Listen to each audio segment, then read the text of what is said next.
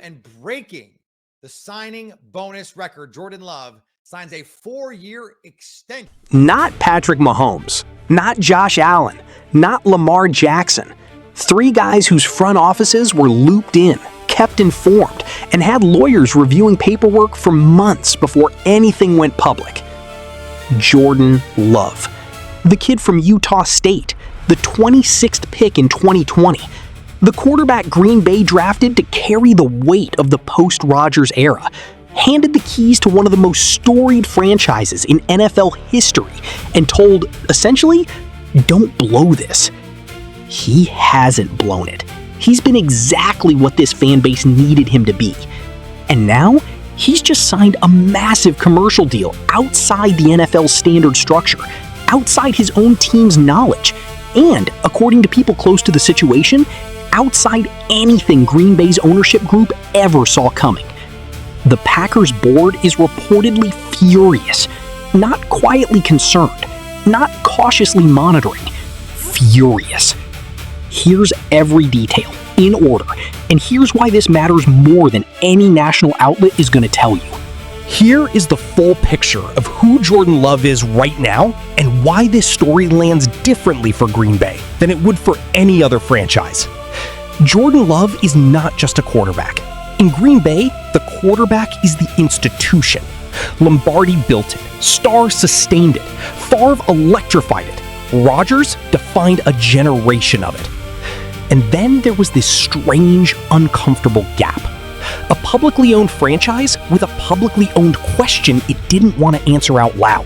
Who comes next? Love was that answer.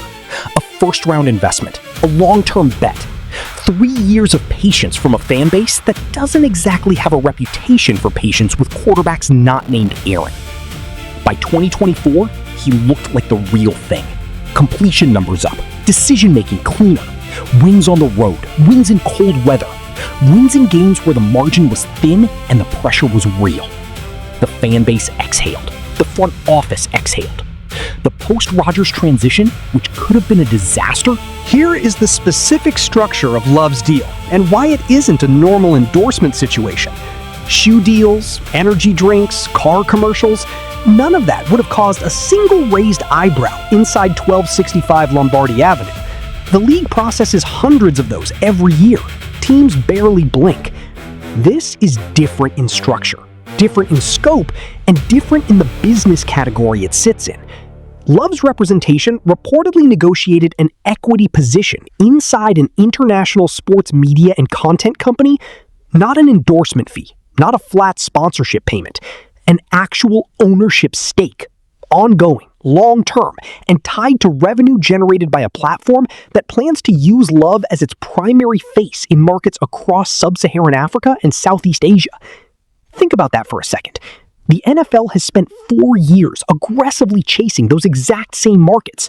International games in London and Frankfurt, broadcast deals across Asia, league-sponsored fan development programs in countries where American football barely existed a decade ago.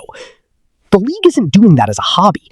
It's doing it because those markets represent the next major growth phase for the sport. And here's Jordan Love, the face of one of the league's flagship franchises, signing an independent equity deal with a platform competing directly in that space. The business conflict alone is enough to get attorneys on the phone, but the way it happened is what turned a business conflict into something that feels personal. Here is the part of this story that reportedly turned concern into genuine anger inside the Green Bay organization. The Packers are not a normal NFL franchise. They are publicly owned, the only one in the league, which means the board of directors carries a level of accountability to the community that privately held teams simply don't have. These aren't billionaire owners making unilateral decisions in a glass tower. The shareholders are Packers fans. The governance structure is built around transparency and communication. When something breaks down in that communication chain, it breaks down publicly and it breaks down badly. Love's camp did not brief team leadership before the deal went public. They didn't loop in the front office. They didn't give the legal department a heads up. Nobody inside the organization received a courtesy call before the announcement landed. The Packers found out the same way sports business reporters found out, the same way fans on Reddit found out, through an announcement. For an organization that genuinely prides itself on how it treats its players, on the relationship between the front office and the locker room, on the idea that Green Bay does things differently than the win-at-all-cost franchises in bigger markets, getting blindsided like this isn't just a procedural annoyance. It's a trust problem. And trust problems between a publicly owned team and its franchise quarterback? Here is where the story moves past Green Bay's walls and becomes the entire league's business. The NFL operates on a coordinated licensing and commercial framework. It isn't just about controlling logos and jerseys. The league's international expansion strategy depends on controlling who represents the product globally, how they represent it, and who profits from that representation.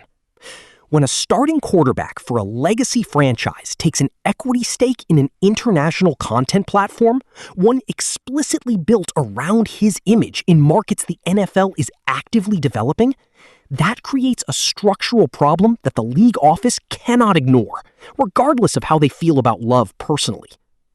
League counsel reportedly began reviewing the deal within 48 hours of the announcement. Not to punish Love, not necessarily to unwind anything, but to understand exactly what was agreed to, what rights were licensed, and whether any of it conflicts with existing league commercial agreements.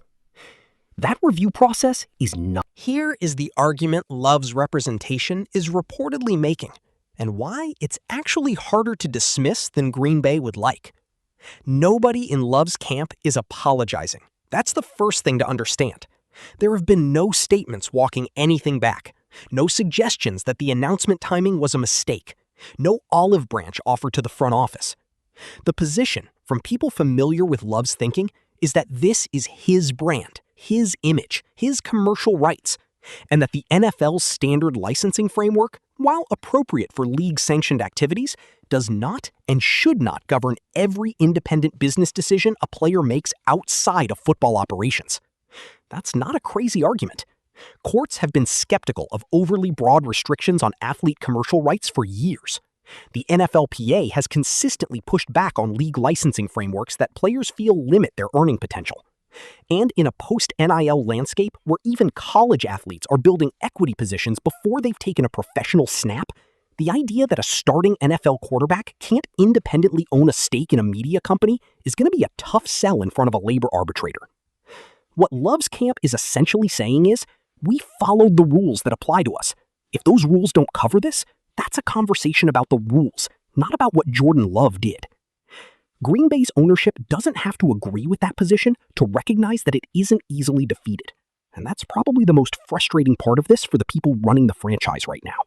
Here is everything assembled, in order, so the full weight of it lands at once.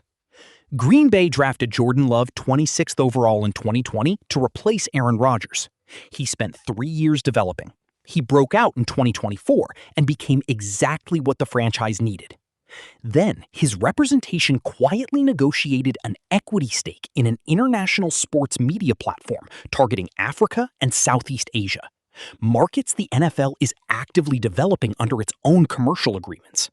The deal was structured outside standard NFL licensing frameworks. The Packers' ownership board was not briefed beforehand. They learned about it through a public announcement. The front office is furious, not because Love made money, but because he didn't tell them. The NFL's legal team began reviewing the deal within 48 hours. The atmosphere inside the building is described as cold. Love's camp is not apologizing and believes the deal is legally sound. Green Bay's ability to push back may be more limited than they want to admit, and the franchise quarterback's relationship with the organization that rebuilt itself around him is now sitting in an uncomfortable place at exactly the wrong time. Let's bring it home. Jordan Love signed a deal Green Bay didn't know about, didn't approve, and reportedly can't easily undo. The organization that prides itself on community accountability found out through a press release. The NFL is now involved. Love's camp isn't retreating. And whatever goodwill the franchise and its quarterback had built through 3 years of patient development is now being tested in a way nobody saw coming 6 months ago. The numbers aren't the story. The structure isn't the story. The story is the trust. Specifically, what happens to a franchise when the player it rebuilt everything around starts making major decisions without them? That's the question Packers fans need to sit with right now. Drop a comment. Does signing a massive independent equity deal without telling Green Bay's ownership officially make Jordan Love's relationship with the franchise broken? Or is this just business and everyone needs to move on?